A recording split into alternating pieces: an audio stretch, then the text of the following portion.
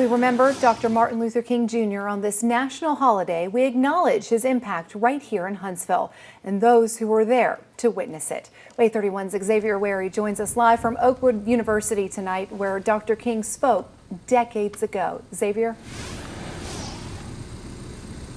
Hey Marie, the date was March 19th, 1962 at Oakwood University on this very campus where Dr. Martin Luther King addressed a crowd of over 2,000 people at the only higher ed institute that would allow him in Huntsville to speak.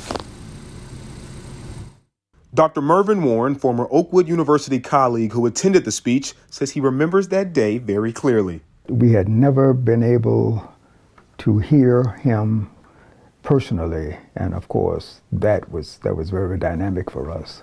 I asked Dr. Warren what he and other people who attended the speech thought as they realized Dr. King was on his way to then Oakwood College. I was surprised, and many of us were shocked, because he by then was not only a national but an international personality. Part of that surprise was due to the fact that no other higher education institution in Huntsville would accept Dr. King's presence on their premises. To hear him to come to Huntsville was one thing, but then we had no idea it was going to be to Oakwood. Actually, he was scheduled to speak in another auditorium. But it was Oakwood that stepped up, and now Ashby Auditorium will forever be known as the place where Dr. King addressed a crowd of over 2,000 people.